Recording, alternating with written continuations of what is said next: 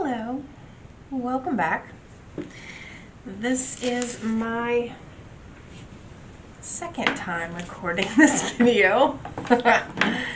So I'm going to probably not ramble on as much as I did in the first one. One, I'm tired, and it's my own fault for waiting till the last minute to record this. I didn't record it on Sunday because I was tired because I worked and I was just beat. I think I went to bed at like 7 o'clock on Sunday night. So, welcome back. So, today I want to talk about, last week we talked about writing down your goals, doing the research, and the systems for the goals. We also looked at like where you are now and the goal you want to hit. So this week I'm going to take that weight goal that we were looking at, and I'm going to reverse engineer it back to like what you're going to need to do each quarter, each month, each week, each day to hit that goal. So that is the plan for today. Next week I'm probably going to talk a little bit about like habit stacking. I want to talk about the 12-week year because I really like, instead of looking at my goals for the entire year, I like to look at them for like in a 12-week chunk, like quarterly chunk. I also want to talk about resistance from ourselves and from others. So that's stuff I want to talk about next week. But this week we are going to look at this goal for this person. So I have made this person a 40-year-old female that is 5'7" and 200 pounds. And their goal is 150 by, can you see that? By 12/31/26. Okay. So what I did for this person is I kind of looked at like the systems that they would want to do. So this person is going to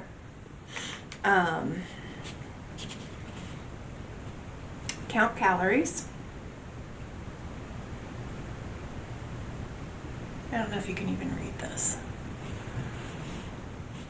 And they're going to go to gym 3 times a week, and they're going to walk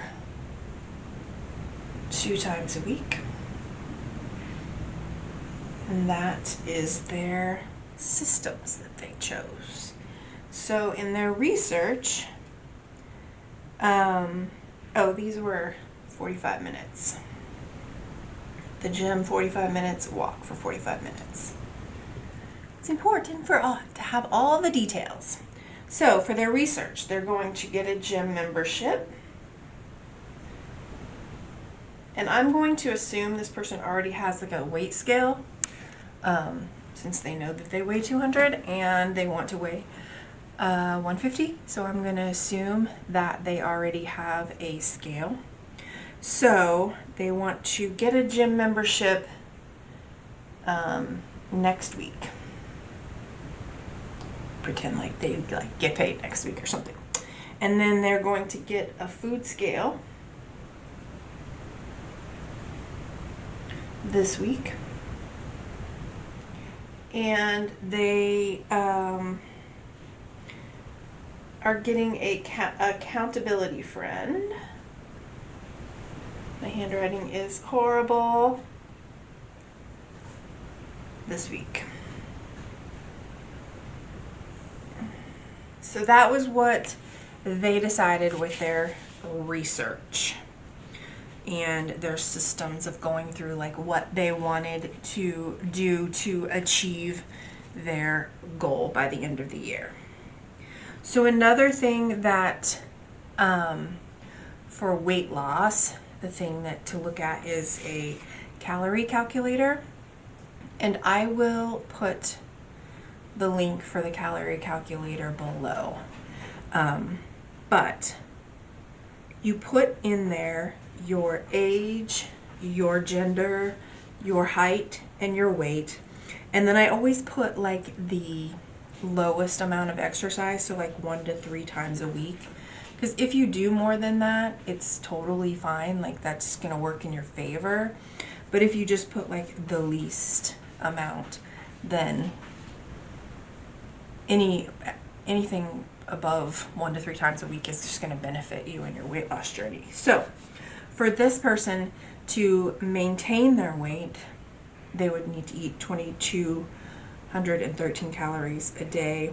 To lose 0.5 pounds a week, they would need to eat 1,963 calories a day.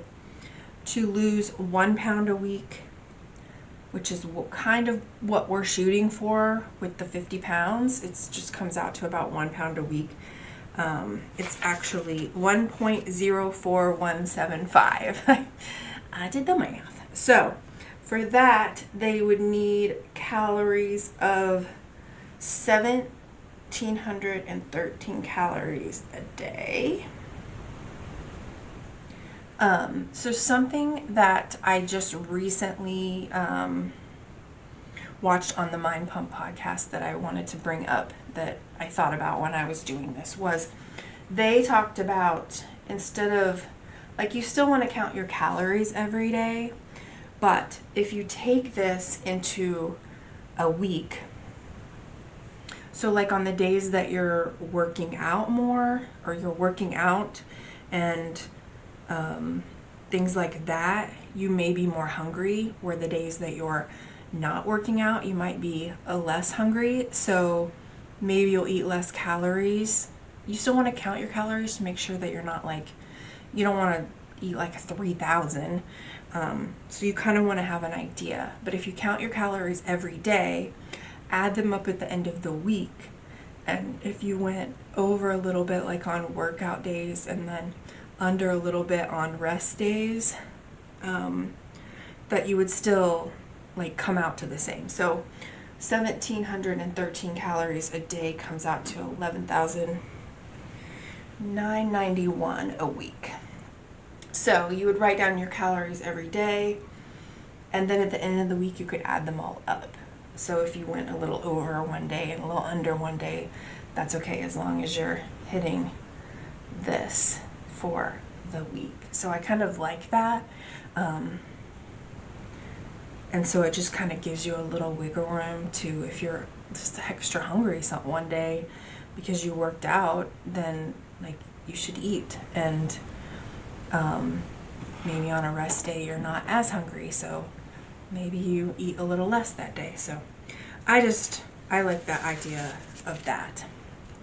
So what I broke this down in, because I really do love the 12-week year, so I really love to break things down in quarters. I also think it makes it easier to kind of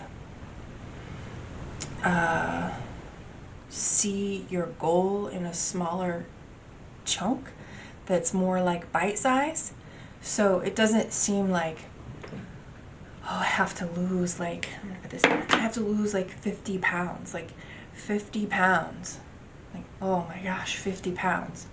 But if you looked at it in like quarter bites, so for 12 weeks, a quarter, that comes out to 12.5 pounds in 3 months. So if you're like, oh, I just need to lose 12.5 pounds by the end of March, that seems a little bit more bite size, you know? And then even breaking it down to the month, if you like to break it down, So if you're like, oh, well, for January or for February, I need to lose 4.167 pounds. So that makes it just even more little bite size. And then weekly, you want to lose 1.04175. So I just love to do the math on things so you can see the big picture, but then you can break it down into bite-sized chunk, bite-sized chunk, bite-sized chunk until you get to where it feels comfortable for you, where it doesn't feel like, oh, it's so far away, where it feels like, whether it's weekly or monthly or quarterly, that makes you feel like, oh, yes, I can do that. I can totally do that. Like, that's just like, it just makes it seem easier. And so even just looking at like how you, like looking ahead at your goals, you can be like, oh, well, by the end of June, I will be 174.998. So, wow, I'll have lost 25 pounds. How cool is that? Or by the end of March, I will be 187.499. Like, wow, that's just like, that's so doable. Like, I can totally do that. I really love to just break it down. And so, whatever you're comfortable with, I just think looking at the long shot of the whole year just makes it like, well, it's January, so like, it's winter, I don't really feel like doing that. I'm just gonna kind of put it off. And then February's, I don't know where you live, but where I live, February sucks. It's like so cold and icy and windy and ugh. And so like, well, and then spring comes and you're like, work on it a little bit. Oh, I want to get, that summer body. And maybe summer comes and you're a little bit more comfortable with what you are, but you're kind of like, eh. And then you party during the summer and don't really do anything. And then you get to fall and you're like, oh, I need to do that winter arc. I need to lock in, or whatever everyone was saying.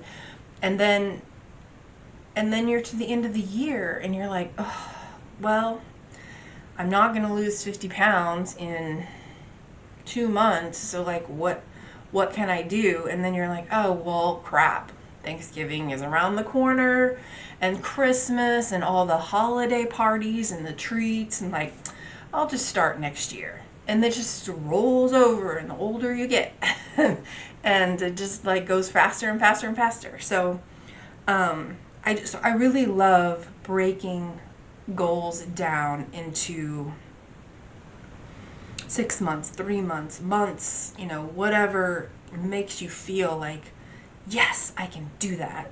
So I love that. So that is how we're breaking down this weight loss goal to be by the end of the year. So we'll do this. I'll just it's 12.5 pounds a quarter,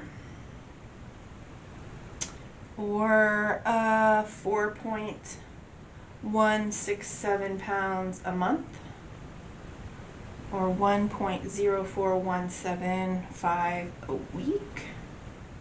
And the nice thing is, like, if you have a week where you're sick or it's your birthday and you're gonna have some birthday cake, so you maybe don't lose that pound, or you only lose 0.5, the next week you can push a little harder. So, then you can look at it in the monthly of it. As long as you're just not continuing to push things off. So, it's okay to like trade 1 week for the next if you have like something special, but it's the exception. Also, as you write down these things of like, I'm going to calorie count on a daily basis. I'm going to go to the gym 3 times a week. I'm going to walk 2 times a week. I'm getting my gym membership. I'm getting my food scale. I've got my accountability friend I'm going to check in with every other week. So you can plan all this out, which I love to plan. I love to plan and set goals and break things down and like write them out in a planner. Like that's my high life. I love that. But the action is where you have to come in. Like, I can tell you all the things to do. If you tell me a goal and you're like, hey, break this down for me, I can tell you what to do. But when it comes down to it, you're the one that is going to have to take the action to do it. Like, no one else is going to do it for you. So you can write goals down, break them down, all you want. But ultimately, it's all you, pal. So I know I touched a little bit on, I was going to break down the 12,000 a year goal. It would change up. I'm not going to like totally go through all of that. It would change up a little bit. Hold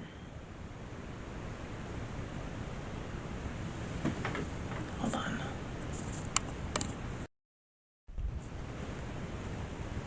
Okay. I know I talked last week a little bit about that I would break down the 12,000 a year goal. I'm not going to totally go into that one, but just the basics of that. I did 12,000 because it's basically comes out to $1,000 a month. But if you're going into that, you need to look at like how often you're paid. Are you paid monthly? Are you paid bi-weekly? Are you paid semi-monthly? However, weekly, however that works. And then you'll have to figure out like how much you want to take out of each paycheck. So if you're paid monthly, you're gonna do $1,000 a month. If you're paid twice a month, you're gonna take out $5,000 a month. So say you're going through your systems and your research, and you're gonna need to figure out your budget. Like, how much money do you spend on your living expenses, your rent, your mortgage, your car, your food, your utilities, whatever. And then you need to see what you have left to be able to save. And if you do all that and you get to the point where you're like, oh, well, I don't really have enough left over to save $1,000 a month, like that was my goal, but like I just don't have that. So say that you do your research and your systems and you come up with, well, I can really only save $600 a month from my job. So either you need to reassess your goal that you're going to save $600 a month, which I'm not good at math. I'm one of those people that's like 10 plus 10. So that's $7,200 for the year instead of 12. Or if you have the ability, like if you don't have like little kids, or if you have time to take on a second job, a little side hustle, a little online sales, whatever, to make up that other 400. I mean, technically if you did something, you would really only need to make about $100 a week to make up that extra $400 to hit that 1,000. So, you could look into that. So that's just a part of the whole like breaking down the systems and the research as you get into like your goal. You need to make we talked about, you need to make sure that it's believable and all that. So just really doing the research on it. And I think doing the research on it will probably get you excited about doing it. Like, I mean, I like to do that kind of nerdy stuff, like budgeting and seeing how much I spend on everything. Like, I like doing that kind of stuff.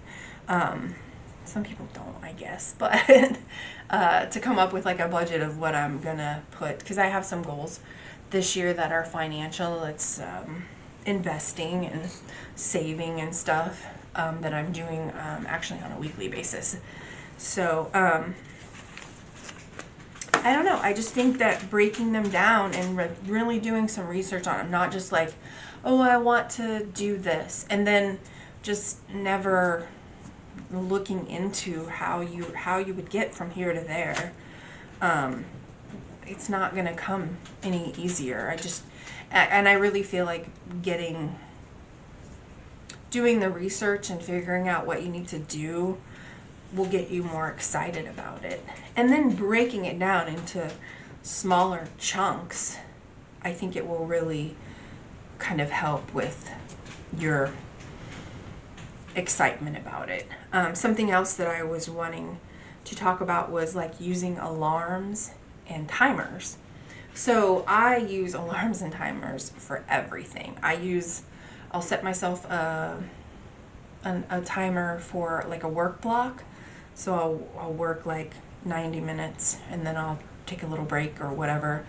It just helps keep me focused. When I first started working at home back in, 2018, 19, it helped me to keep my butt in my seat. Like, oh, I still have this much time. So, but I really, like, I think if you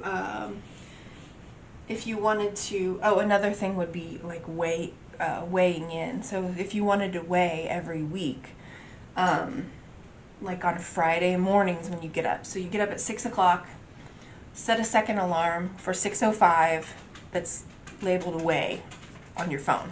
So that will remind you to weigh. If you're wanting to go to the gym after work, so say you get off at 4:30, you come home, you get ready, you want to go to the gym every Monday, Wednesday, Friday at 5:15. Set an alarm for 5:15 for Monday, Wednesday, Friday, and name it gym. And when the alarm goes off, go to the gym. Same with walking. Say you want to walk on Saturday and Sundays at noon. Set an alarm for noon for Saturday, noon for Sunday, and when the alarm goes off, go walk.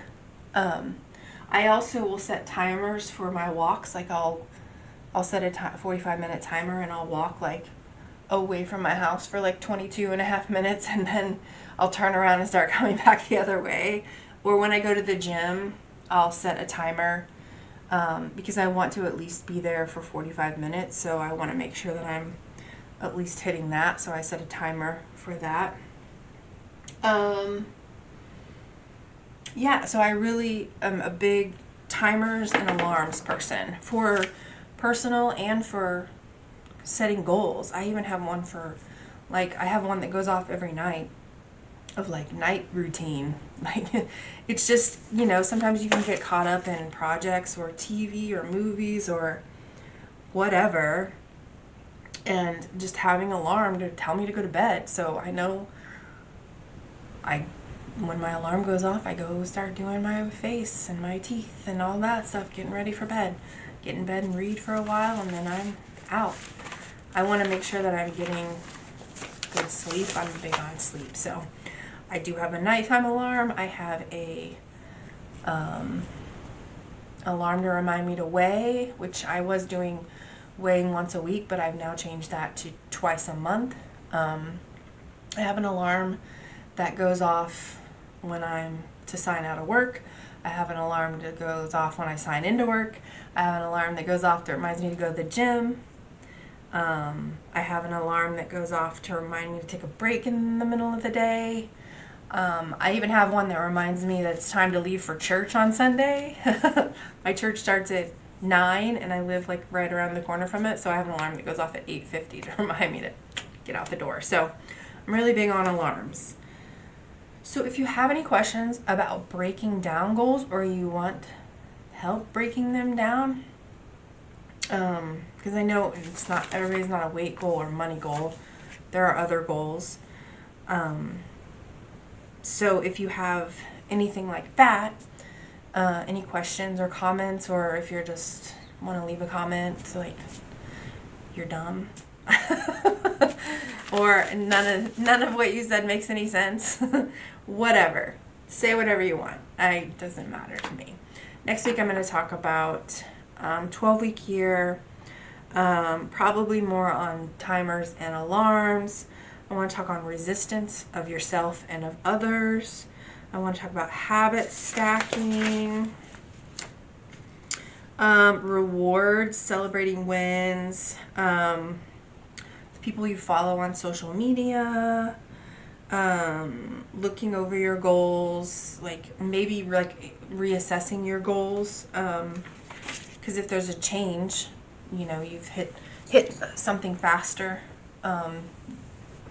you're going to want to change. And we'll talk about that with the 12-week year. So thank you so much for watching, and leave me a comment if you have one or whatever you want to do. And thank you. And I will hopefully not have to record this podcast a third time because I procrastinated this week. And I will see you next week.